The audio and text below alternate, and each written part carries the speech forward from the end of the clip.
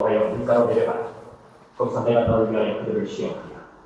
내가 누구를 가리켜 내게 이르기를 이 사람이 너와 함께 가려 하네. 그는 너와 함께 갈 것이요. 내가 누구를 가리켜 내게 이르기를 이 사람은 너와 함께 가지 말 것인가 하면 그는 가지 말 것이니라 하신지라. 이에 백성을 인도하여 물가에 내려가매 여호와께서 기드온에게 이르시되 누구든지 내가 흘린 것 같이 서로 물을 흘린 자들을 너는 따로 쓰고 또 누구든지 무릎을 꿇고 마시는 자들도 그와 같이 하라. 하시더니 손으로 움켜 입에 대고 하는 자의 수는 300명이요 그 외의 백성은 다 무릎을 꿇고 물을 마신지라. 여호와께서 기드온에게 이르시되 내가 이 물을 핥아먹은 300명으로 너희를 구원하여 미디안의 내 손에 넘겨주니 남은 백성은 각각 자기의 처소로 돌아갈 것이니라 하시니 이에 백성이 양식과 낙타를 손에 든지라. 기드온이 이스라엘 모든 백성을 각각 그의 장막으로 돌려보내고 그 300명은 머물게 하니라. 미디안 진영은 그 아래 골짜기 가운데에 있었더라. 그 밤에 여호와께서 기드온에게 이르시되 일어나 진영으로 내려가라. 내가 그것을 내 손에 넘겨주었느니라. 만일 내가 내려가기를 두려워하거든 내 부하 구라와 함께 그 진영으로 내려가서 그들이 하는 말을 들으라. 그 후에 내 손이 강하여져서 그 진영으로 내려가니라 하시니 기드온이 이에 그의 부하 부라와 함께 군대가 있는 진영 근처로 내려간즉 미디안과 아말렉과 동방의 모든 사람들이 골짜기에 모였는데 메뚜기에 많은 수가 많고 그들의 낙타의 수가 많아 해변의 모래가 많은 같은지라. 기드온이 그곳에 이른즉 어떤 사람이 그의 친구에게 꿈을 말하여 이르기를 보라, 내가 한 꿈을 꾸었는데 꿈에 보리떡 한 덩어리가 미디안 진영으로 굴러들어와 한 장막에 이르러 그것을 쳐서 무너뜨려 위쪽으로 엎으니 그 장막이 쓰러지더라. 그의 친구가 대답하여 이르되 이는 다른 것이 아니라 이스라엘 사람 여호와의 아들 기드온의 칼이라. 하나님이 미디안과 그 모든 진영을 그의 손에 넘겨주셨느니라. 하더라. 기드온이 그 꿈과 행하는 말을 듣고 경배하며 이스라엘 진영으로 돌아와 이르되 일어나, 여호와께서 미디안과 그 모든 진영을 너희 손에 넘겨주셨느니라. 하고 300명을 세대로 나누어 각 손에 나팔과 긴 항아리를 들이고 하나님 아닌 횃불을 감추게 하고 그들에게 이르되 너희는 나만 보고 내가 한 대로 하되 내가 그 진영 근처에 이르러서 내가 한 대로 너희도 그리하여 나와 나를 따르는 자가 다 나팔을 불거든 너희도 모든 진영 주위에서 나팔을 불며 이르되 여호와를 위하라 기도원을 위하라 하라. 하니라. 기드온과 그와 함께한 100명이 이 영초의 진영 근처에 이른즉 바로 가스꾼들을 교대하니라. 그들이 나팔을 불며 손에 가졌던 항아리를 부수니라. 세대가 나팔을 불며 항아리를 부수고 왼손에 횃불을 들고 오른손에 나팔을 들어 불며 오른쳐 있는데 여호와와 기도원의 칼이다. 하고 각기 제자리에 서서 그 진영을 에워싸매 그 온 진영의 군사들이 뛰고 부르짖으며 도망하였는데 300명이 나팔을 불 때에 여호와께서 그 온 진영에서 친구끼리 칼로 치게 하시며 적군이 도망하여 스레다의 베시다에 이르고 또 다갓에 가까운 아멜보그나의 경계에 이르렀으며 이스라엘 사람들은 나달과 아셀과 온 유다에서부터 부름을 받고 미디안을 추격하였다. 기드온이 사자들을 보내서 에브라임 온 산지로 두루다니게 하여 이르기를 내려와서 미디안을 치고 그들을 다투며 베바라와 요단강에 이르는 수를 증명하라. 하늘 이에 에브라임 사람들이 가문과 베바라와 요단강에 이르는 수를 점령하고 또 미디안의 두 방배 오렙과 스입을 살리다가 오렙은 오렙 가기에서 죽이고 스입은 스입 포도주에서 죽이고 미디안을 추격하였고 오렙과 스입의 머리를 요단강 건너편에서 기드온에게 가져왔더라. 8. 네, 여기까지 보도록 하겠습니다. 제가 기도하고 수요 설교를 시작하겠습니다. 하나님 아버지 은혜와 사랑을 감사드립니다. 오늘도 저희들을 사랑하여 주시고 또 귀하고 복된 자리로 불러 모아 주시어서 하나님의 귀한 말씀으로 덧입혀 주시니 감사드립니다. 오늘도 저희들에게 말씀하여 주시고 깨닫도록 인도하여 주시어서 또 깨달은 대로 순종하며 하나님만을 섬기는 복된 인생 살아갈 수 있도록 인도하여 주옵소서. 함께 하시길 간절히 소망하오며 예수 그리스도의 이름으로 기도드립니다. 아멘. 우리 찬송가 200장 함께 찬양하겠습니다. 찬송가 200장 함께 찬양합니다. 달고 묘한 그 말씀 생명의 말씀은 귀한 그 말씀 진실로 생명의 말씀이 나의 길과 믿음 밝히 보여주니 아름답고 귀한 말씀 생명샘이로다. 아름답고 귀한 말씀 생명샘이로다. 귀한 주님의 말씀은 내 노래 되도다. 모든 사람을 살리는 생명의 말씀을 값도 없이 받아 생명길을 가니 아름답고 귀한 말씀 생명샘이로다. 아름답고 귀한 말씀 생명샘이로다. 널리 울리어 퍼지는 생명의 말씀은 마음의 용서와 평안을 골고루 주나니 다만 예수 말씀 듣고 복을 받네. 아름답고 귀한 말씀 생명샘이로다. 아름답고 귀한 말씀 생명샘이로다. 아멘.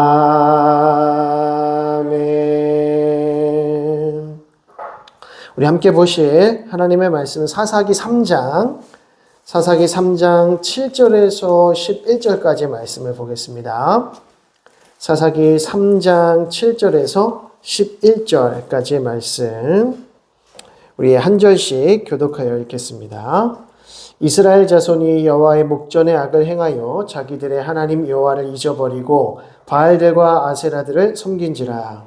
여호와께서 이스라엘에게 진노하사 그들을 메소포타미아와 이사라임의 손에 주셨으므로 이스라엘 자손이 이사라임을 8년 동안 사수하더니 이스라엘 자손이 여호와께 부르짖음에 여호와께서 이스라엘 자손을 위하여 한 구원자를 세워 그들을 구원하게 하시니 그는 곧 갈렙의 아우 그나스의 아들 온니엘이라.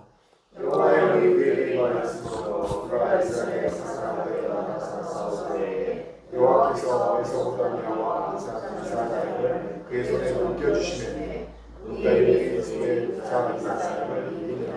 함께 봅니다. 그 땅이 평온한 지 40년에 그나스의 아들 온니엘이 죽었더라. 아멘. 예, 오늘은 사사기 두 번째 시간으로요. 오늘은 이제 사사들을 중심으로 해서 하나님의 말씀을 같이 좀 보도록 하겠습니다. 우리 사사를 공부하기 전에 지난주에 살폈던 부분들, 저희가 이제 전체의 서론부, 사사기의 서론부에 대한 내용들을 조금 다루었었는데요. 그래서 1번의 실패 부분을 저희가 다루었습니다. 그래서 사사기 1장 1절에서 3장 6절 정도까지 저희가 봤는데요.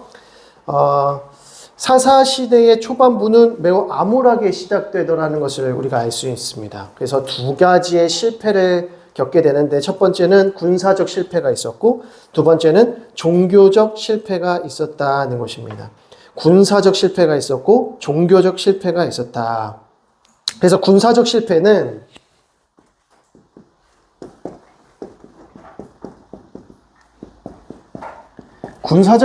결국 무엇에 관한 실패였는가? 라고 했을 때 가나안 거민들을 다 쫓아내지 못했다는 것입니다.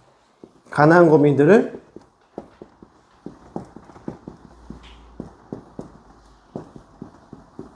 쫓아내지 못했다. 여기서부터 모든 문제가 이제 시작이 되어지는 것이죠. 그래서 가나안 족속을 다 진멸하든지 내쫓아야 됐는데 그렇게 하지 못했다. 그랬더니 그 결과가 어떻게 됩니까? 가나안 거민들과 같이 거주하게 되는 겁니다. 같이 살아가게 되는 겁니다. 그래서 가나안 거민들에게 동화되어더라. 가나안화된다는 것입니다. 가나안화되어졌다는 거죠. 그리고 나서 이방 민족 가나안화 되었기 때문에 결국 어떤 죄를 범하는가? 우상 숭배의 죄를 범하게 됩니다. 이제 이게 이제 핵심인 거죠. 가나안 거민들을 쫓아내지 못했더니 결국 우상 숭배의 죄를 범하게 되고 이 우상 숭배의 죄는 하나님 앞에 심판으로 나타나게 되는 것입니다. 이게 이제 군사적 실패의 내용이었죠. 그러면 종교적 실패는 무엇인가?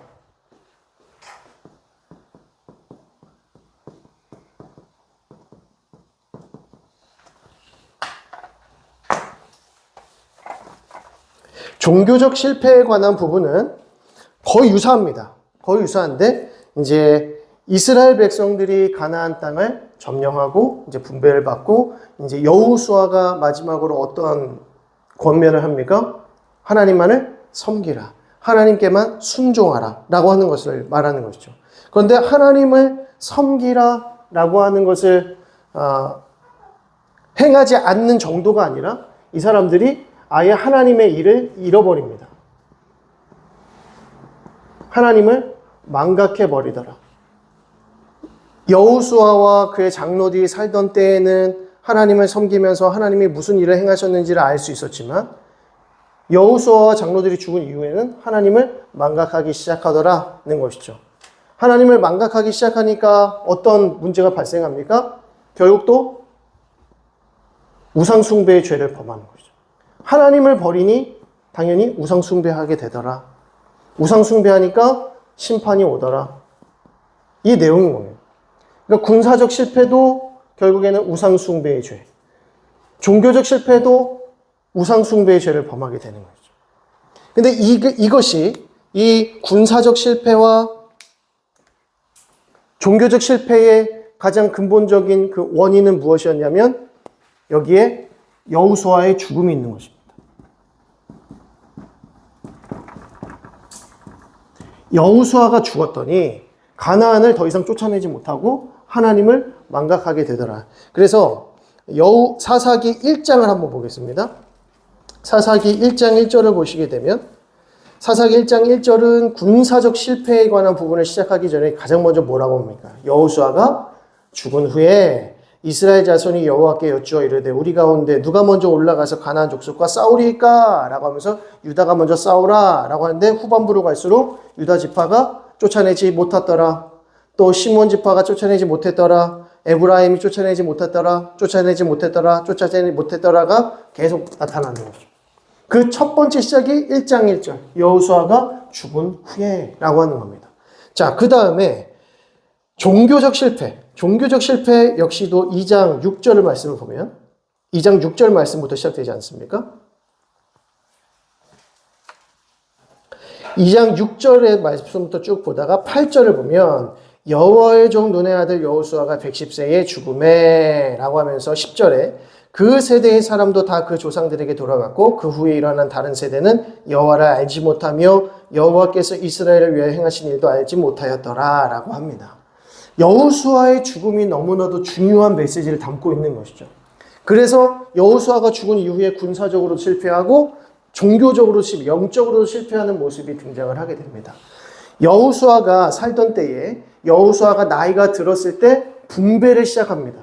여호수아가 죽기 전에 땅을 분배해야 되는 거예요. 12지파의 땅을 분배해야 되는 것입니다. 여호수아가 살던 날에. 그래서 여호수아가 나이가 들자 땅 분배도 시작됐고요. 그리고 여호수아가 다 죽게 되었을 때 섬기라라고 하는 메시지, 마지막 유언의 메시지도 전달이 되어지는 것이죠. 그리고 이 유언의 메시지가 사실상 여호수아와 사사기를 이어가는 굉장히 중요한 통로 역할, 가교 역할을 하고 있다는 것을 알 수 있습니다. 그래서 이 여호수아의 메시지, 섬기라, 하나님을 섬기라, 하나님께 순종하라, 좌로나 우로나 치우치지 말고 하나님의 법에 순종하라는 메시지가 있었다는 거죠. 근데 여호수아가 죽으니까 가나안도 쫓아내지 못해서 결국 우상숭배의 죄를 범하고 또 하나님을 망각하기 시작하면서 결국 또 우상숭배의 죄를 범하게 되더라는 것입니다. 자, 이렇게 됐을 때 이제 사사기는 계속해서 조금 암울한 분위기로 계속 이어지게 되는 것이죠. 그래서 오늘은 그 말씀들을 좀 보도록 하겠습니다. 그래서 사사기입니다. 사사기가 왜 사사기, 말 그대로 사사시대의 이야기지만 여호수아가 죽은 이후에 누가 세워지냐면 사사들이 세워집니다. 여호수아와 사사는 영적 리더십이죠. 여호수아라고 하는 영적 리더십이 살아있을 때에는 이 이스라엘 민족들이 계속해서 승리하고 하나님의 나라를 확장시켜 나아가고 정복하고 하나님을 섬기는 나라가 되었다면, 여호수아가 죽은 이후에 이 사사들이 계속해서 세워지는데, 오늘 이제 보게 될 12명의 사사들의 그 면모를 살펴볼 때에 여호수아의 면모를 답습하지 못합니다. 시간이 흘러갈수록 오히려 여호수아와 정반대의 리더십을 갖는 모습을 보게 됩니다. 매우 세상적이고 타락한 모습을 보게 되는 것이죠. 그렇게 해서 사사기 말기 시대로 이어지는 것을 우리가 볼 수 있게 됩니다. 자, 그래서 오늘 다루게 될 2번 사사 해서 사사기 3장 7절부터 16장까지의 내용을 오늘 다루게 되는데요. 자, 거기에 있는 이제 도표를 한번 좀 보시면 가장 첫 번째 나오는 사사의 이름이 누구입니까? 온니엘입니다. 온니엘. 자, 온니엘. 그 다음은요, 에훗. 다 같이 읽어보겠습니다. 1번부터 시작. 온니엘, 에훗, 삼갈, 드보라, 기드온, 돌라, 야일, 입다, 입산, 엘론, 압돈, 삼손 이렇게 있습니다. 여기에서 이 총 12명의 사사죠. 12명의 사사 중에 총 6명의 사사가 대사사라고 합니다. 온니엘, 에훗, 삼갈, 드보라, 바락은 여기 들어가는 겁니다. 바락은 사실 그 사사라고 세워지진 않았지만 드보라가 함께 사역을 동역하게 불렀기 때문에 여기에 들어가게 되고요. 그리고 기드온, 그리고 돌라, 야일 같이 묻겠습니다. 입다, 그리고 입산, 엘론, 압돈, 마지막 삼손. 자, 이렇게 되는데요. 자, 여기서 온니엘, 에훗, 드보라, 기드온, 입다, 삼손을 대사사라고 부릅니다. 큰 사사. 큰 사사, 대사사. 그러면 삼갈, 돌라, 야일, 입산, 엘돈, 압돈은 뭐라고 부를까요? 앞에 사람들은 대사사니까 뒷사사는 소사사. 소사사라고, 진짜로 소사라고 부릅니다. 그러니까 신학적으로 그렇게 부릅니다. 그 이유가 무엇이냐면 이 대사사들은 일단 분량이 깁니다. 그 내용에 등장하는 사사기 내용에 등장하는 분량이 길고요. 그리고 중요한 게 왜 길어지냐라고 했을 때 전쟁을 치르는 장면들이 등장을 합니다. 그래서 실제로 대적들과 어떻게 전쟁하고 싸워서 승리하는지 그 장면들이 자세하게 기록되어 있기 때문에 분량도 길고, 그리고 핵심적으로 저희가 이제 순환 시대 아닙니까? 그래서 이 순환에 대한 내용이 여기에 이제 다 들어가게 되는 것이죠. 그래서 순환의 내용이 등장한다. 자, 그러면 우리가 분명히 알고 있어야 되는 순환이 무엇일까요? 순환. 여호와 앞에서 악을 행했더라. 악을 행했더라. 라는 것이죠. 이 악은 뭐라 그랬죠? 이 죄는 뭡니까? 우상숭배. 다른 신을 섬기는 거. 우상숭배입니다. 죄를 범하였어요. 그랬더니 하나님께서 어떻게 하십니까? 압제하게 하죠. 이방 민족들로 하여금 압제하게 만듭니다. 그러면 이 고통 가운데 있는 백성들이 어떻게 해요? 부르짖습니다. 자, 부르짖었을 때 하나님께서 그 부르짖음을 들으시고 어떻게 하십니까? 사사를 세우셔서 구원하게 하시죠. 구원하시죠. 사사를 세우셔서 구원하시고, 그래서 사사를 통해서 구원하신다면 어떤 일이 일어납니까? 평안이 찾아온다. 샬롬이 온다. 라는 거죠.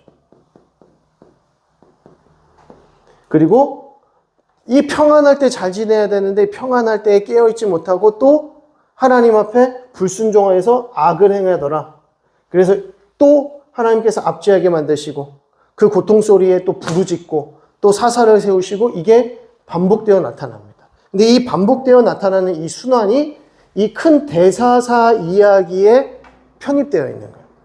요 순환은 요 6가지의 이야기에, 이 대사사의 스토리에 들어가 있다는 것을 우리가 알 수 있습니다. 그래서 이 순환 이야기도 요 안에 들어가 있기 때문에 내용이 길어지게 되는 것이죠. 자, 그래서 가장 먼저 3장 7절의 온니엘 이야기부터 조금 보시게 되면, 온니엘 이야기는 전반전이 이 사사기 12사사의 이 순환에 대한 내용들을 굉장히 집약적으로 요약적으로 보여주고 있습니다. 그래서 7절, 이스라엘 자손이 여호와의 목전에 뭐 했다고요? 악을 행했다. 악을 행했다. 자기들의 하나님 여호와를 잊어버리고 바알들과 아세라를 섬겼다. 이제 이게 핵심입니다. 그래서 다른 신을 섬기고 우상 숭배를 한 것이 악이다.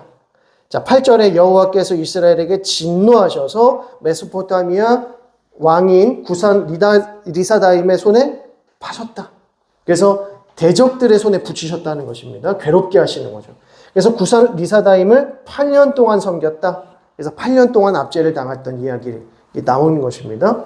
자, 그리고 9절을 보면 이스라엘 자손이 여호와께 어떻게 해요? 부르짖었다. 자, 부르짖었다. 여호와께서 이스라엘 자손을 위하여 한 구원자를 세워. 자, 여기서 구원자가 바로 사사인 것이죠. 구원자를 세워 그들을 구원하게 하시니 그는 곧 갈렙의 아우 그나스의 아들 온니엘이라. 그래서 온니엘이 딱 등장을 합니다. 그래서 여호와의 영이 그에게 임하셨으므로 그가 이스라엘의 사사가 되어 나가서 싸울 때에 여호와께서 메소포타미아 왕 구산 리사다임을 그의 손에 넘겨주심에 온니엘의 손이 구산 리사다임을 이겼다. 그리고 그 땅이 평온했다. 평온한 지 40년이 흘렀다. 이렇게 얘기가 나오는 것이죠. 40년이 흐른 뒤에 온니엘이 죽게 되는 것까지가 이제 나타나는 겁니다. 그래서 샬롬은 무엇이냐면 사사가 살던 날 동안에 평온했다. 이제 이 말씀이 나타나는 것이죠. 그러니까 계속해서 사사를 딱 세울 때 어떤 일이 벌어지냐면 구원의 일이 벌어지는 겁니다. 하나님께서는 이 사사들을 세우셔서 구원하시는 거죠. 여호수아를 세우셔서 구원하십니다. 모세를 세우셔서 구원하십니다. 영적인 지도자들을 세우셔서 무엇 하시느냐? 하나님의 백성들을 구원하시는 거예요. 그런데 사사기를 보게 되면 계속해서 이런 순환 속에서 점점점 타락해져가는 사사들의 모습을 발견하고 이 영적인 리더들조차 타락해져가고 부패하는 모습을 보게 되는 것이죠. 그러면서 우리는 어떤 갈망을 갖게 되느냐? 이 영적 리더십에 관한 갈망을 갖게 됩니다. 그래서 온전한 리더십이 세워지기를 갈망하는 마음이 생기는 것이죠. 우리가 사사기를 쭉 내려가면서 마지막 삼손 부분에 갔을 때에는 아니 어떻게 이렇게 타락할 수 있는가? 어떻게 하나님의 사람이 구원자라고 하는 자들이 이렇게 타락할 수 있는가? 이렇게 무지몽매한가라는 것을 깨닫게 되는 것입니다. 그러면서 이 독자들로 하여금 어떤 마음을 일게 합니까? 온전한 리더십을 주옵소서. 이스라엘 가운데 하나님의 백성들 가운데 온전한 리더십을 세우셔서 하나님의 놀라운 구원 가운데 평안을 누릴 수 있도록 인도하여 주옵소서라고 하는 갈망을 생기게 만든다는 것입니다. 자, 그렇게 해서 쭉 가다가 어디로 도착하는 거예요? 사무엘을 통해서 다윗 왕이 세워지면서 하나님의 그 영적인 리더십이 다시 한번 부흥기를 얻게 되는 것이죠. 그래서 다윗과 같은 왕이 세워졌을 때 이스라엘 백성들이 얼마나 하나님 앞에 온전히 세워지는가. 그러니까 다윗을 하나님께서 세우셨더니 어떤 일들이 벌어집니까? 블레셋에게 이길 뿐만 아니라 예배가 세워지고 제사가 회복되고 하나님의 그 왕권이 회복되어지더라는 것이죠. 이 온전한 리더십에 대한 갈망을 계속해서 갖게 됩니다. 근데 또 문제는 뭡니까? 다윗 왕 이후에 솔로몬 왕 지나면서 북이스라엘 남유다로 분열되고 또 아수르에게 패망하고 바벨론에게 패망하면서 이 영적 리더십들이 또 부패하고 타락하게 됩니다. 그러면서 이제 선지자들이 뭐라고 말합니까? 영적 지도자들에 대한 부패에 대해서 꼬집습니다. 그래서 너희가 참된 목자여야 하는데 거짓 목자요, 오히려 양떼를 취하는, 양떼를 잡아먹는 리더십이다라고 책망받는 것이죠. 그러면서 우리는 계속해서 누구를 소망하게 됩니까? 온전한 리더십이 되시는, 온전한 지도자가 되시고 온전한 리더가 되시는 예수 그리스도를 갈망하게 되는 거죠.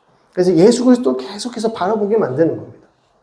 자, 그래서 온니엘의 이 구절들, 그래서 7절부터 11절까지의 이게 굉장히 내용적으로 전형적인 순환의 내용입니다. 다 나타나죠? 그래서 어떻게 악을 범했는지, 누구에게 압제를 당했는지, 그리고 어떻게 부르짖었는지, 사사가 누가 세워졌는지, 그리고 얼마 동안 평안을 누렸는지가 전형적으로 나타나는 사이클이라고 보시면 됩니다. 이 사이클이 6번 반복된다라고 보시면 되는 거죠. 자, 이어서 이제 에훗의 이야기를 보시게 되면 12절에 이스라엘 자손이 또 여호와의 목전에 악을 행했다. 이스라엘 자손이 여호와의 목전에 악을 행함으로 여호와께서 모압 왕 에글론을 강성하게 하사 그들을 대적하게 하시매라고 이제 모압 왕 에글론이 등장하면서 이스라엘을 이제 못살게 구는 것입니다. 자, 그러면서 14절에 이에 이스라엘 자손이 모압 왕 에글론을 몇 년 동안 섬겨요? 18해 동안, 18년 동안 섬기게 됩니다. 15절 보시면 이스라엘 자손이 여호와께 부르짖음에, 자, 부르짖음에 그들을 위하여 한 구원자를 세우셨으니 그는 곧 베냐민 사람 게라의 아들 왼손잡이 에훗이라 라고 합니다. 자, 왼손잡이 에훗이라고 하는 이 표현은 오른손잡이가 아닌 이라는 뜻입니다. 그러니까 왼손잡이라고 하는 거죠. 오른손잡이가 아닌 뜻이에요. 그러면 오른손잡이가 아니라고 하는 것은 오른손에 문제가 있었다는 것을 의미합니다. 그러니까 오른손에 장애가 있었던 것으로 보여요. 그래서 왼손잡이 에훗이라고 부르는 겁니다. 오른손보다 왼손을 더 잘 썼다라는 개념이 아니라 오른손을 쓸 수 없는 이런 뜻입니다. 자, 그래서 에훗을 세우셨고요. 그리고 16절에 에훗이 길이가 한 규빗 되는 좌우의 날선 칼을 만들어 그의 오른쪽 허벅지 옷 속에 차고라고 하면서요. 이제 이 에글론 왕을 잡기 위해서 나아갑니다. 그래서 우리가 잘 알듯이 이 모압 왕 에글론이 다락방에서 있을 때, 그때 혼자 있을 때 에훗이 몰래 들어가서 이 에글론을 죽이게 되죠. 그런데 24절을 보게 되면 에훗이 나간 후에 왕의 신하들이 들어와서 다락문들이 잠겼음을 보고 이르되 왕이 분명히 서늘한 방에서 그의 발을 가리우신다 하고, 여기서 발을 가리운다라고 하는 것은 용변을 보고 있다라고 생각을 하는 것이죠. 그러니까 문을 닫고 용변을 보고 있으니까 왕이 나올 때까지 기다려야 되는 것입니다. 네. 왕이 나오지도 않는데 들어가면 안 되겠죠. 그러면 이제 죽임을 당하겠죠. 그래서 계속 기다리는데도 안 나오는 겁니다. 그래서 알고 봤더니 이미 죽임을 당한 후였다라는 것을 보게 됩니다. 그래서 28절을 보면 그들에게 이르되 나를 따르라 여호와께서 너희의 원수들인 모압을 너희 손에 넘겨주셨느니라 하매 무리가 에훗을 따라 내려가 모압 맞은편 요단강 나루를 장악하여 한 사람도 건너지 못하게 하였고 그때 모압 사람 약 10,000명을 죽였으니 모두 장사여 용사라 라고 합니다. 그리고 30절에 그날의 모압이 이스라엘 수하에 굴복함에 그 땅이 80년 동안 평온하였더라 라고 합니다. 오랜 기간 동안 평온했다라는 것이죠. 자, 그러니까 에훗이 먼저 모압 왕 에글론을 죽이고 왕이 죽었으니까, 리더십이 죽었으니까 이제 쳐들어가는 것입니다. 공격해 들어간 것이죠. 그래서 약 10,000명을 죽였다라고 하는 것이고요. 그리고 나서 짧게 삼갈에 대해서 이야기합니다. 31절에 에훗 후에는 아나스의 아들 삼갈이 있어 소모는 막대기로 블레셋 사람 600명을 죽였고 그도 이스라엘을 구원하였더라 라고 합니다. 굉장히 짧죠. 그래서 소사사인 것입니다. 그리고 나서 다시 드보라 이야기로 넘어갑니다. 에훗이 죽으니 이스라엘 자손이 또 여호와의 목전에 악을 행하였더라. 그랬더니 여호와께서 하솔에서 통치하는 가나안 왕 야빈의 손에 그들을 파셨으니 그의 군대 장관은 하로셋 학고임에 거주하는 시스라요. 여기서 시스라가 매우 중요합니다. 왜냐하면 이 가나안 왕 야빈을 옆에서 호위하는 이제 가장 막강한 그 군대 장관이었거든요. 그래서 시스라를 죽이면 그냥 야빈은 쉽게 죽일 수 있는 부분이었습니다. 그래서 3절에 야빈 왕은 철병거 900대가 있어 20년 동안 이스라엘 자손을 심히 학대하였으므로 이스라엘 자손이 여호와께 부르짖었더라 라고 합니다. 자, 여기서도 한 번 더 부르짖었다라는 것이 등장을 합니다. 지금 이것이 세 번째 부르짖음입니다. 그래서 혹시 뭐 이렇게 색깔 펜이나 뭐가 있으시면 이 부르짖었더라라는 것은 체크를 한번 해두실 필요가 있어요. 그래서 지금까지 부르짖었다는 표시가 언제 나왔냐? 3장 9절에서 한번 나왔고요. 온니엘 이야기 속에서 3장 9절에서 여호와께 부르짖었다 나왔고, 그리고 에훗 이야기에서 3장 15절에 여호와께 부르짖음에 이렇게 나오죠. 그리고 4장 3절에 지금 드보라 이야기가 나오면서 부르짖었더라 라고 나옵니다. 그때에 드보라가 사사가 되었다라고 말씀을 하죠. 그리고 6절을 보면 드보라가 사람을 보내어 아비노함의 아들 바락을 불러 세웁니다. 그래서 같이 동역을 하게 되는 것이죠. 같이 동역을 하는데 바락에게 말합니다. 가서 17절에 내가 야빈의 군대 장관 시스라와 그의 병거들과 그의 무리를 기송강으로 이끌어 내게 이르게 했고 그를 내 손에 넘겨주리라 하셨느니라. 바락이 그에게 이르되 만일 당신이 나와 함께 가면 내가 가려니와 만일 당신이 나와 함께 가지 않으면 나도 가지 아니하겠노라 이렇게 말합니다. 그러니까 지금 드보라가 바락에게 어떤 임무를 하나 맡겼는데 바락이 너무 두려워서 드보라 여선지자입니다. 드보라는 여선지자입니다. 유일하게 여선지자입니다. 여선지자 드보라가 함께 가면 나도 가겠고 당신이 가지 않으면 나도 못 가겠습니다. 지금 이 얘기입니다. 그러니까 바락이 조금 창피하죠. 좀 남자인데 그래도 오히려 딱 리더십을 가지고 딱 이끌어줘야 되는데 오히려 드보라님이 가시면 제가 가겠고 드보라님이 안 가시면 저도 못 갑니다. 이렇게 된다는 거죠. 자, 그렇게 돼서 어떻게든 같이 갔습니다. 그래서 14절을 보면 드보라가 바락에게 이르되 일어나라. 이는 여호와께서 시스라를 내 손에 넘겨주신 날이라 여호와께서 너의 앞서 나가지 아니하시느냐 하는지라 이에 바락이 10,000명을 거느리고 다볼산에서 내려가니라고 합니다. 지금 이 드보라 이야기의 그 전쟁이 어디서 일어나냐면 지도를 한번 보시게 되면 이스라엘의 각 지파의 영역 그 부분을 보시게 되면 이사갈 그 초록색 중간 갈릴리 바다 왼쪽 부분에 보시면 스불론 이사갈 영역이 있는데요. 거기에 이사갈과 스불론 사이에 다볼산이라고 보이실 거예요. 그 다볼산 지역이 지금 이 드보라와 바락이 전쟁을 하는 지역이다 이렇게 보시면 됩니다. 그래서 위쪽 지역이죠. 지금 위쪽 지역에서 지금 전쟁을 치르게 되는 것입니다.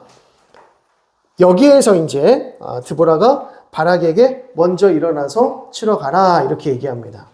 자, 그런데 17절부터 보니까 시스라가 이제 바락을 피해서 도망을 치는데 겐 사람 헤벨의 아내 야엘의 장막에 이르렀으니 이는 하솔왕 야빈과 겐 사람 헤벨의 집 사이에는 화평이 있음이라. 그러니까 겐 사람 헤벨의 아내의 집으로 들어갑니다. 야엘이라고 하는 여인의 집으로 이제 숨어 들어가게 되는 것이죠. 그런데 여기서 이 야엘이 어떻게 합니까? 시스라를 죽이게 됩니다. 21절 보시면 그가 깊이 잠드니 헤벨의 아내 야엘이 장막 말뚝을 가지고 손에 방망이를 들고 그에게로 가만히 가서 말뚝을 그의 관자놀이에 박음에 말뚝이 꿰뚫고 땅에 박히니 그가 기절하여 죽으니라. 굉장히 잔인하게 죽였습니다. 굉장히 여인이지만 굉장히 잔인하게. 예. 그래서 진짜 한 번에 이게 죽이게 됩니다. 자, 23절에 이와 같이 이날에 하나님이 가나안 왕 야빈을 이스라엘 자손 앞에 굴복하게 하시니라. 그러니까 시스라 군대 장관을 죽이니까 왕은 쉽게 이제 죽이게 되는 것이죠. 그러면서 5장에 드보라와 바락의 노래가 이제 등장을 하는데요. 이 내용은 뭐 하나님을 찬양하는 내용으로 이제 등장을 하지만 24절을 보면 5장 24절을 보면 겐 사람 헤벨의 아내 야엘은 다른 여인들보다 복을 받을 것이니 장막에 있는 여인들보다 더욱 복을 받을 것이로다 라고 말을 합니다.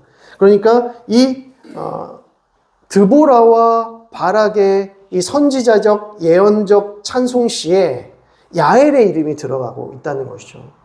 그러니까 야엘이 얼마나 큰 역할을 했는지 알 수 있는 것입니다. 야일은 겐 사람이었기 때문에 사실은 정통 이스라엘 백성은 아니었습니다.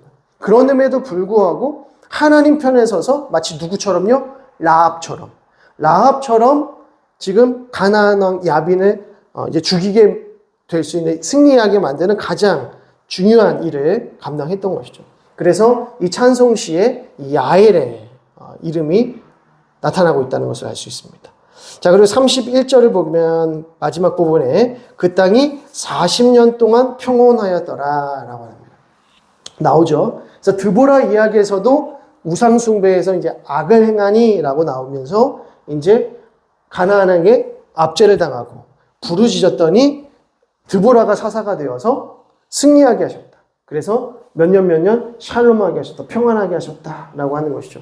40년만 평온할 것이 아니라 계속적으로 평온했으면 좋겠지만 40년간만 평온했더라. 그러니까 사사들이 살았던 시기에만 평온했다는 것을 알 수 있습니다. 자, 그러면 여기서 이쯤에서 질문을 던지면 이제 이후로 입다와 삼손쯤에 가면 사사들이 어떻게 됩니까? 타락하고 부패한다고 말씀드렸습니다. 그럼 이때에 이들이 사사로서 7일을 하는데 이스라엘을 다스리게 되는데 이때 이들이 이스라엘을 다스릴 때 샬롬이 주어졌을까요? 주어지지 않았을까요? 이들이 다스릴 때, 이들이 사사로 다스릴 때 사사가 구원하지 않습니까? 그러면 뭐가 와야 됩니까? 샬롬이 와야 되죠. 몇 년 동안 평온했더라 이렇게 나와야 되지 않습니까? 이 공식이 나올까요? 안 나올까요? 설마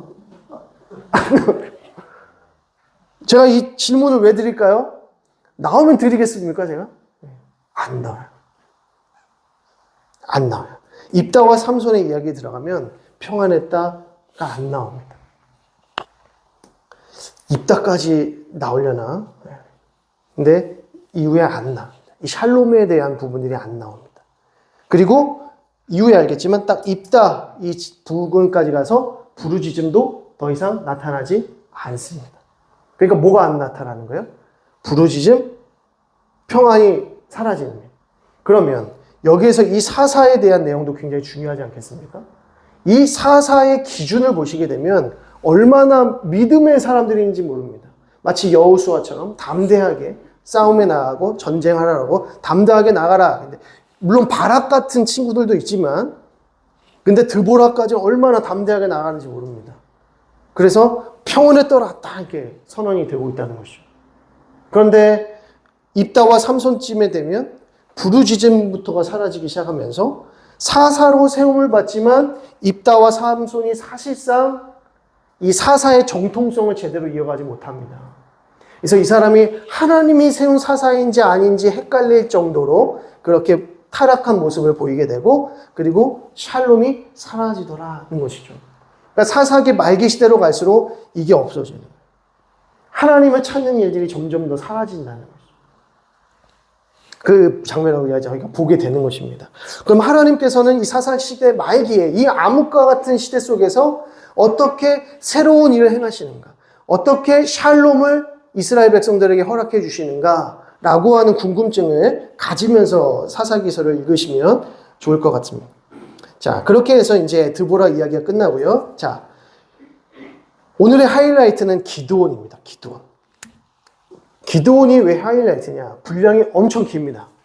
분량이 어디서부터 어디까지입니까? 6장부터 9장까지입니다. 근데 이 9장은 아비멜렉 이야기를 해서 기드온의 아들 이야기입니다. 그런데 이 기드온의 영향력이 9장까지 흘러가고 있기 때문에 9장까지 묻게 되는 거고요.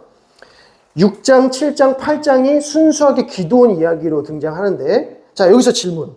기드온은 용감무쌍한 사사일까요? 겁이 많은 사사일까요? 겁이 많은 사사. 하나님을 잘 섬긴 사사일까요?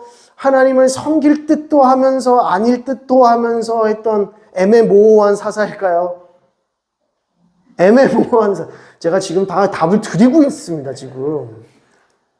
왜냐하면 지금 점점점 이 타락해져 가고 있다는 거거든요. 그래서 이 순환이 그냥 이렇게 도는 순환이 아니라 이렇게 나선형으로 나가는 순환입니다. 이게 무슨 말이냐면 이 영적인 수준이 사사들의 영적인 수준이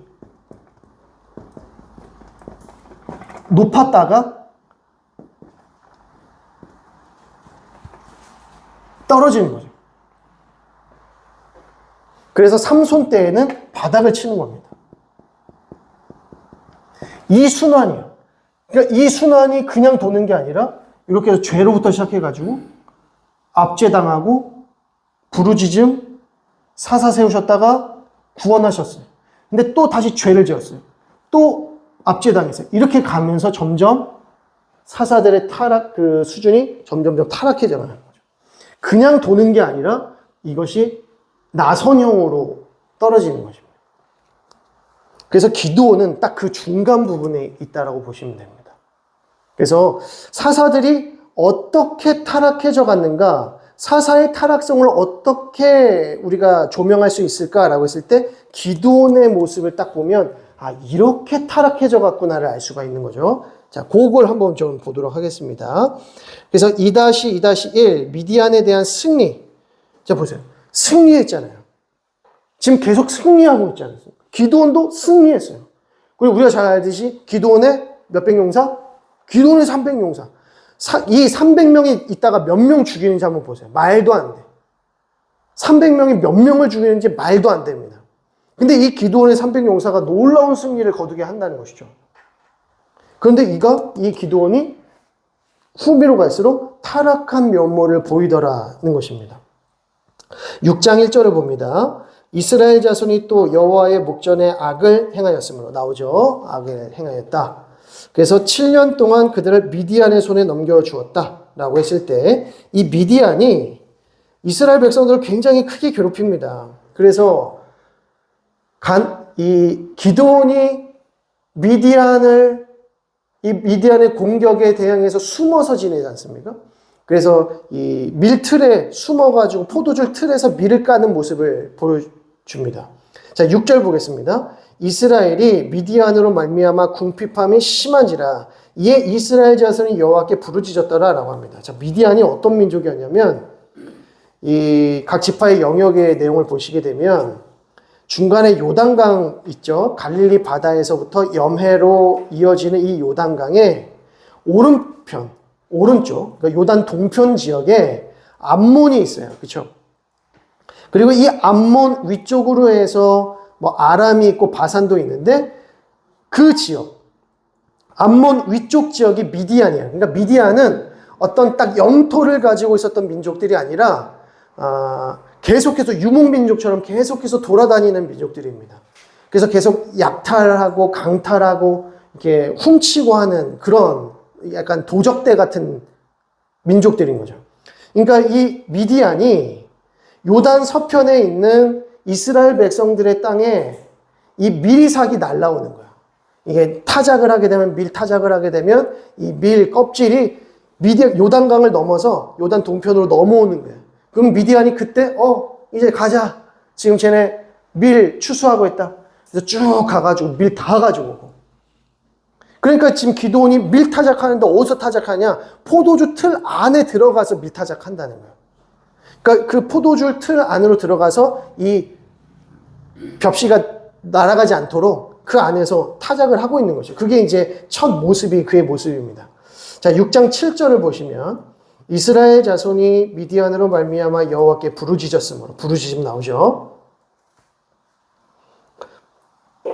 여호와께서 이스라엘 자손에게 한 선지자를 보내시니. 자, 그런데 여기서 원래는 부르짖으면 바로 사사가 등장해야 되는데 사사가 등장 안 하고 누가 등장합니까?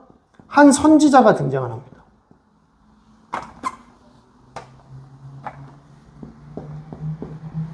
선지자는 뭐 하는 사람이죠? 선지자는 뭐 하는 사람입니까? 하나님의 말씀을 대언하는 사람입니다. 그런데 온니엘, 에훗, 삼갈, 드보라까지는 선지자가 등장하지 않았는데 갑자기 기드온이 이야기가 들어오는데 선지자가 등장합니다. 어떤 이유입니까? 기드온이 직접 하나님의 음성을 들을 수 있는 영적인 상태가 안 되는 거예요. 그래서 선지자를 보내셔서 말씀하는 겁니다. 선지자를 보내서 사사를 세우는 장면입니다. 그러니까 이때부터가 벌써 뭔가 조금씩 틀어지기 시작하는 거죠. 영적으로 틀어지기 시작합니다. 자, 10절 봅니다. 내가 또 너희에게 이르기를 나는 너희의 하나님 여호와이니 너희가 거주하는 아모리 사람의 땅의 신들을 두려워하지 말라 하였으나 너희가 내 목소리를 듣지 아니하였느니라. 너희가 내 목소리를 듣지 아니하니 내가 선지자를 불러서 그리고 미디안을 통해서 너희를 압제한다. 너희들에게 고통을 준다. 선지자를 통해서 내가 너에게 대신 말한다. 이렇게 말씀하는 겁니다. 자, 그래서 11절에 여호와의 사자가 아비에셀 사람 요아스에게 속한 오브라에 이르러 상수리 나무 아래에 앉으니라. 마침 요아스의 아들 기드온이 미디안 사람에게 알리지 아니하려 하여 밀을 포도주 틀에서 타작하더니. 이해되시죠? 네, 이 안에서 조심히 이 밀 이삭이 날아가지 않도록 보호하고 있는 거죠. 12절에 여호와의 사자가 기드온에게 나타나 이르되 큰 용사여 여호와께서 너와 함께 계시도다 하매 선지자를 통해서 한번 알려주고 난 다음에 사사를 준비시키시는 거죠. 그때에 이제 기드온에게 나타나는 겁니다. 여기서 기드온에게 뭐라고 하면 큰 용사여 이렇게 말합니다. 큰 용사여. 기드온이 큰 용사입니까 지금? 지금 기드온 뭐 하고 있죠?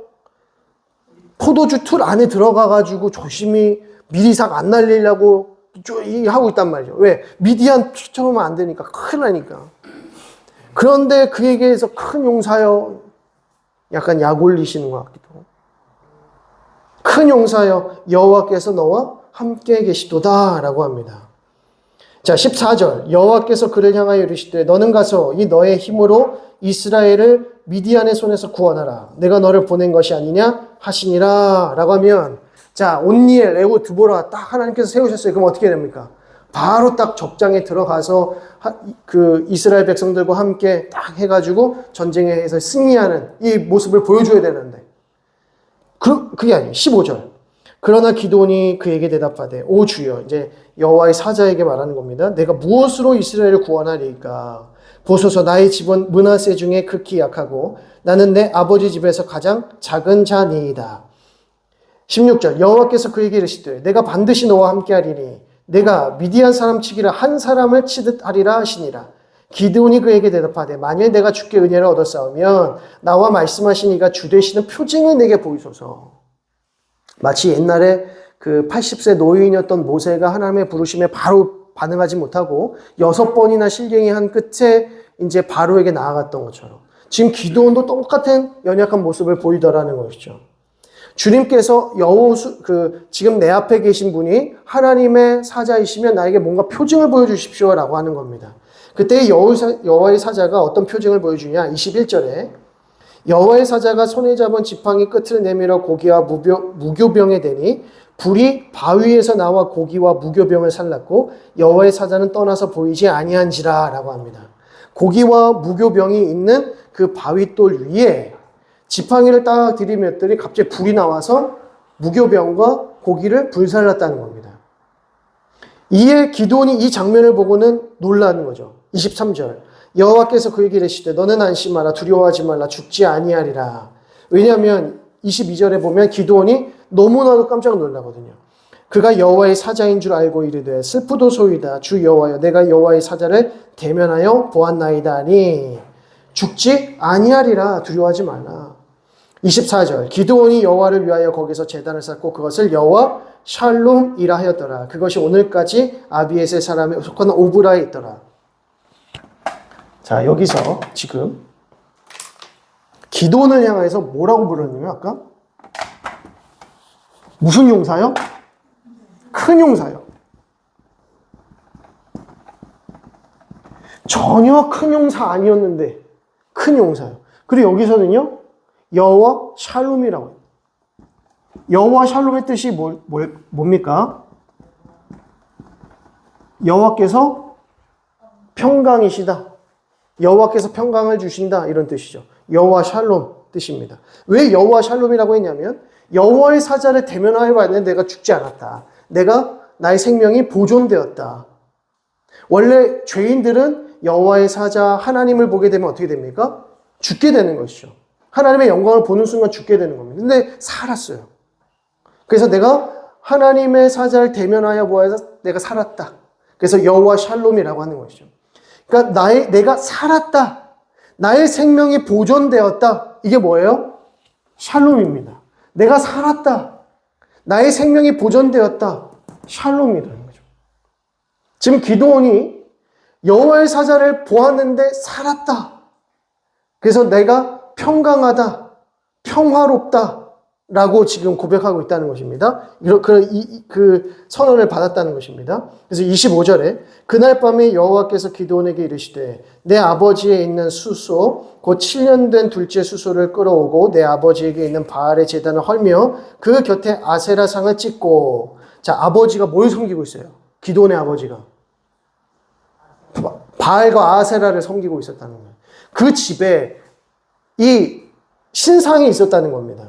그래서 바알과 아세라상을 찍어라 라고 합니다. 그래서 27절에 이에 기드온이 종 10사람을 데리고 여호와께서 그에게 말씀하신 대로 행하되 그의 아버지의 가문과 그 성읍 사람들을 두려워하므로 이 일을 감히 낮에 행하지 못하고 밤에 행하니라. 아세라와 바알 신상을 언제 부셔요?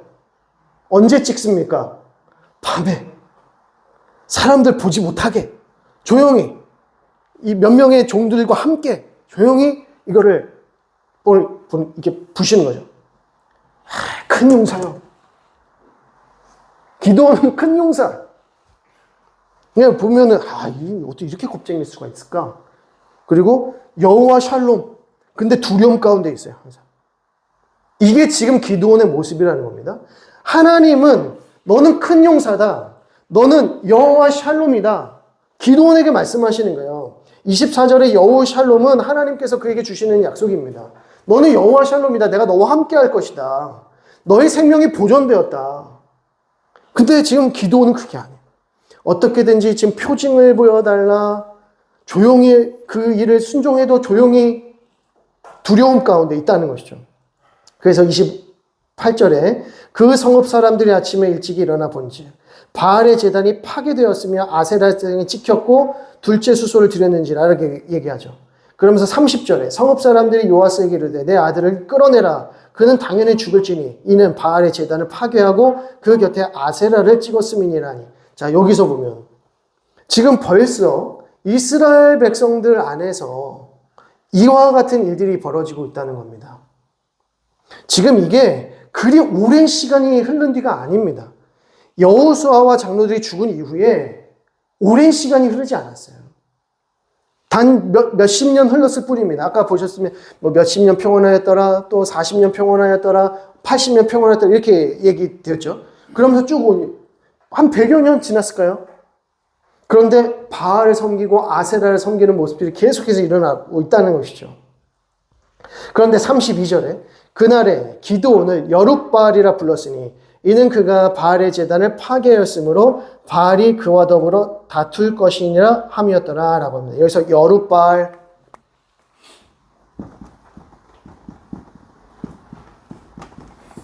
이 여룻바알이라는 뜻이 무엇이냐면 여기에 있는 이 악한 백성들이 기드온은 여룻바알이다 이렇게 선언한 겁니다.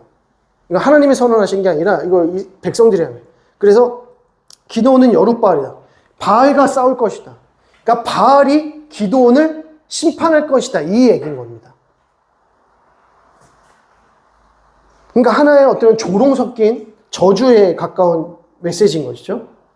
자, 33절에 그때에 미디안과 아말렉과 동방 사람들이 다 함께 모여 요단강을 건너와서 이스라엘 골짜기에 진을 친지라.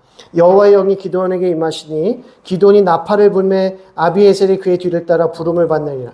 기드온이 또 사자들을 온 므낫세에 두루 보내매 그들도 모여서 그를 따르고 또 사자들을 아셀과 스불론과 납달리에 보내매 그 무리도 올라와서 그를 영접하더라. 뭡니까? 이제 기드온과 함께 하고자 하는 군사들이 모이기 시작하는 겁니다.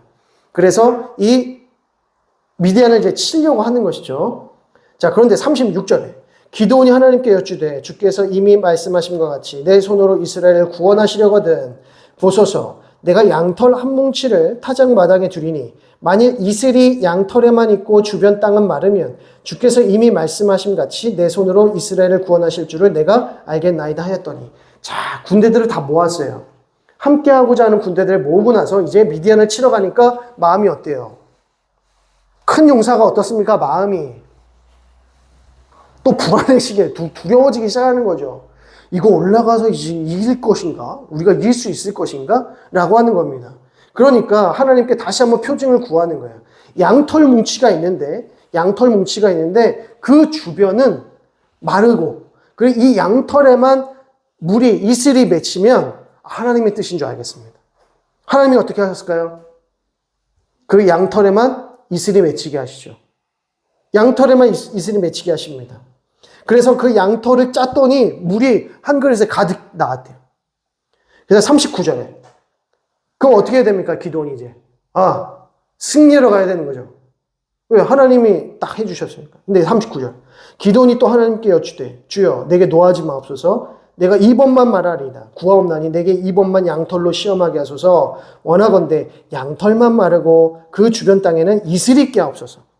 그러니까 우연일 수 있다.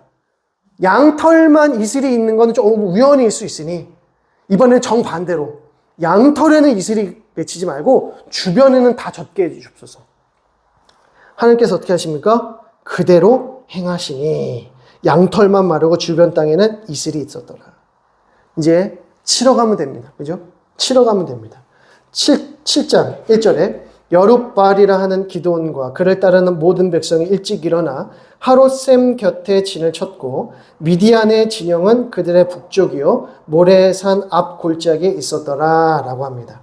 2절에 여호와께서 기드온에게 이르시되 너를 따르는 백성이 너무 많은즉 내가 그들의 손에 미디안 사람을 넘겨주지 아니하리니 이는 이스라엘이 나를 거슬러 스스로 자랑하기를 내 손이 너를 구원하였다 할까 합니다. 너무 많이 모인 거예요. 몇 명이 모였냐면 3절에 이제 너는 백성의 귀에 외쳐 이르기를 누구든지 두려워 떠는 자는 길르앗산을 떠나 돌아가라 하시니 이에 돌아간 백성이 22,000명이요 남은 자가 10,000명이었더라. 자, 22,000명이 돌아갑니다. 남은 사람 10,000명입니다. 지금 총 몇 명 모였었던 거예요? 32,000명이 모였대요. 야, 32,000명이면 미디안을 충분히 이길 수 있지 않을까? 그런데 하나님께서 너무 많다. 무서운 자는, 두려운 자는 돌아가라 했더니 무려 22,000명이 돌아갑니다. 10,000명만 남았어요. 그때 4절에 아직도 너무 많다. 그래서 물가로 가서 물을 먹게 하라 라고 하면서 손으로 물을 마신 자가 있고 손으로 이렇게 물을 핫해서 마시는 자가 있고 어떤 자는 그냥 무릎만 꿇고 물을 마신 자가 있습니다. 10,000명 중에 300명은 손에다 물을 모아서 핥아서 먹었고 나머지 인원은 다 무릎을 꿇고 물을 먹습니다. 그래서 300명만 남기고 이 나머지 사람들은 돌려보냅니다. 손으로 이렇게 해가지고 핥아 먹는 것이 영적으로 굉장히 중요한 일인가 보다. 그래서 물을 마실 때는 어떻게 드셔야 돼요? 개울가 물을 드실 때, 약수물 드실 때는 어떻게 드셔야 돼요? 손으로 이렇게 핥아서. 이렇게 상관없습니다. 그 얘기가 아니에요. 이건 그 얘기가 아닙니다. 이거는 그냥 소수의 사람을 남기시기 위함입니다. 소수의 사람을 남기시는 게 핵심이지 이 자세가 영적이고 안 영적이고는 아니라는 겁니다. 그거 괜히 그런 것 때문에 이런 거에 딱 꽂히셔가지고 물은 반드시 개울물은 이렇게 마셔야 돼 하시는 분들이 계셔요. 꼭 이상한 데에서 은혜 받으셔가지고 이렇게 하시는 분들이 계시는데 아니다. 하나님께서는 소수의 사람을 남기시는 게 목적이셨기 때문에 300명을 남기십니다. 자, 그리고 이 300명을 남기시는데 기드온은 어때요? 마음이 만족스러울까요? 이게 조금 약속이 다르다고 생각할까요? 큰 용사인데 지금 약속이 분명히 이게 달라요. 32,000명이나 왔었는데 다 보내고 300명 되고 뭐 어떻게 하자는 겁니까? 그래서 9절을 보면 7장 9절에 그날에 그 밤에 여호와께서 기드온에게 이르시되 일어나 진영으로 내려가라. 내가 그것을 내 손에 넘겨주었느니라. 만일 내가 내려가기를 두려워하거든 내 부하와 함께 그 진영으로 내려가서 그들이 하는 말을 들으라. 그 후에 내 손이 강해져서 그 진영으로 내려가리라 하시니. 무슨 말입니까? 미디안 진영으로 들어가서 부라와라는 그 부하와 함께 같이 가서 거기 있는 사람들의 말을 들어보라는 겁니다. 자, 13절에 기드온이 그곳에 이른즉 어떤 사람이 그의 친구에게 꿈을 말하여 이르기를 보라 내가 한 꿈을 꾸었는데 꿈에 보리떡 한 덩어리가 미디안 진영으로 굴러들어와 한 장막에 이르러 그것을 쳐서 무너뜨리고 위쪽으로 엎으니 그 장막이 쓰러지더라. 그의 친구가 대답하여 이르되 이는 다른 것이 아니라 이스라엘 사람 요아스의 아들 기드온의 칼이라. 하나님이 미디안과 그 모든 진영을 그의 손에 넘겨주셨느니라 하더라. 자, 기드온이 이 말을 듣고는 용기 백배에 돼서 16절에 300명을 세대로 나누어 각 손에 나팔과 빈 항아리를 들고 항아리에는 횃불을 감추게 하고 이제 미디안 진영으로 가는 겁니다. 어디서 은혜 받았어요? 지금 기드온이. 적진에 갔는데 걔네들이 하는 얘기를 딱 들으니까 얘네들이 지금 나를 엄청 무서워하고 있네. 여기에서 용기 백배를 딱 얻어가지고 300명으로 치러 가자 이렇게 되는 겁니다. 지금. 참 힘듭니다. 전쟁하러 가는데 도대체 몇 장이 지금 넘어간 겁니다. 그죠? 이 친구들 같았으면 속 터져서 벌써 갔을 거예요. 이 친구들. 근데 여기는 주님 하나님이 이렇게 해주시고 이렇게 해주시고 이렇게 해주시고 이렇게 해서 겨우겨우 해가지고 300명 데리고 갔는데 이제 이 항아리, 횃불 이렇게 해가지고 이걸로 이기게 되는 것이죠. 그래서 이기게 되는데 이기게 될 때 어떻게 이제 19절 봅니다. 기드온과 그와 함께한 100명이 이경초에 진영 근처에 이른즉 바로 파수꾼들을 교대한 때라. 그들이 나팔을 불며 손에 가졌던 항아리를 부수니라. 세대가 나팔을 불며 항아리를 부수고 왼손에 횃불을 들고 오른손에 나팔을 들어 불며 외쳐 이르되 여호와와 기드온의 칼이다 하고 각기 제 자리에 서서 그 진영을 에워싸매 그 온 진영의 군사들이 뛰고 부르짖으며 도망하였는데 300명이 나팔을 불 때에 여호와께서 그 온 진영에서 친구끼리 칼로 치게 하심으로 라고 합니다. 그러면서 거의 대부분 자기들끼리 죽게 만든 겁니다. 300명은 굉장히 그들을 소란스럽게 하고 어지럽게 한 거죠. 왜냐하면 이미 미디안은 기드온이라고 하는 대상에 대한 두려움이 이미 엄습해 있는 것입니다. 누가 하신 거예요? 하나님이 다 하신 거예요. 하나님은 이미 모든 일들을 다 하셨습니다. 그래서 미디안 진영들이 더 큰 두려움에 휩싸이고 있었고 이 300명이 세 대로 나누어서 각자의 분야에서 갑자기 이제 게릴라전을 한 거죠. 그래서 횃불을 들고 와 소리를 지르니까 마치 수만 명이 오는 것처럼 공포에 휩싸인 겁니다. 그러면서 이제 자기들끼리 치고받고 싸우게 되는 것이죠. 24절 기드온이 사자들을 보내서 에브라임 온 산지로 두루 다니게 하여 이르기를 내려와서 미디안을 치고 그들을 앞질러 벳바라와 요단강에 이르는 수로를 점령하라 하며 이에 에브라임 사람들이 다 모여 벳바라와 요단강에 이르는 수로를 점령하고 에브라임과 므낫세는 서로 형제 지파이죠. 근데 에브라임을 처음에 부르지 않았습니다. 다른 지파들만 불렀다가 이제 거의 승리에 저희가 됐을 때 에브라임을 불러서 마무리 짓게 하는 것이죠. 그랬더니 8장 1절에 에브라임 사람들이 기드온에게 이르되 네가 미디안과 싸우러 갈 때에 우리를 부르지 아니하였으니 우리를 이같이 대접하면 어찌 됨이냐 하고 크게 다투는지라. 이제 많이 화가 난 겁니다. 왜 우리를 부르지 않았고 너희들끼리만 싸우러 가느냐라고 했다는 것이죠. 그때에 너희가 마무리해 짓지 않느냐, 너희가 한 것이 더 큰 일이다 라고 하면서 그들의 노여움이 풀립니다. 자, 이게 내용이 엄청 많은데 지금 벌써 시간이 많이 지났어요. 여기서 멈춰야 될 것 같고요. 자, 다음 주 빠지시면 안 됩니다. 다음 주 지금 굉장히 중요한 순간에 제가 들어가려고 하는데 지금 억지로 제가 지금 멈춘 겁니다. 그거 이해하셔야 돼요. 이거 지금 멈추면 안 되는데 멈출 수밖에 없어서 그래서 다음 주에 빠지시지 마시고요. 꼭 참여해 주시고 하고 그래서 기드온이 다음 주에 어떠한 죄로 나아가는지를 보게 되는 겁니다. 어떠한 안타까운 모습을 보게 되는지 우리가 발견해야 되기 때문에 다음 주에 오늘 오신 분들 꼭 참석해 주시길 바라고요. 오늘 못 오신 분들도 함께 참석해 주시면 감사하겠습니다. 기도하겠습니다. 하나님 아버지 은혜와 사랑을 감사드립니다. 사사기서를 읽어내려가면서 예수 그리스도께서 우리에게 얼마나 온전하신 영적인 리더가 되시고 또 선한 목자가 되시는지 깨닫도록 인도해 주시니 감사드립니다. 우리에게 온전하신 구원을 주시고 놀라운 은혜를 허락하여 주신 하나님의 귀한 사랑을 온전히 깨닫고 날마다 그 은혜 가운데 구원의 기쁨 가운데 살아가는 우리 모두가 되어질 수 있도록 인도하여 주옵소서. 하나님 사사시대 말기와 같은 암흑기가 하나님 이 땅 가운데 찾아들지 않도록 인도하여 주시되 우리가 말씀 안에 깨어있게 하시고 부르짖는 백성들 되게 하여 주시어서 날마다 하나님의 음성을 듣고 하나님과 친밀히 교제하는 우리 모든 성도들 다 되어질 수 있도록 붙잡아 주옵소서. 감사와 찬양을 올려드리오며 예수 그리스도의 이름으로 기도드립니다. 아멘. 하늘에 계신 우리 아버지여, 이름이 거룩히 여김을 받으시오며 나라의 임하옵시며 뜻이 하늘에서 이룬 것 같이 땅에서도 이루어지이다. 오늘날 우리에게 일용할 양식을 주옵시고 우리가 우리에게 죄 지은 자를 사하여 준 것 같이 우리 죄를 사하여 주옵시고 우리를 시험에 들게 하지 마옵시고 다만 악에서 구하옵소서. 대개 나라와 권세와 영광이 아버지께 영원히 있사옵나이다. 아멘.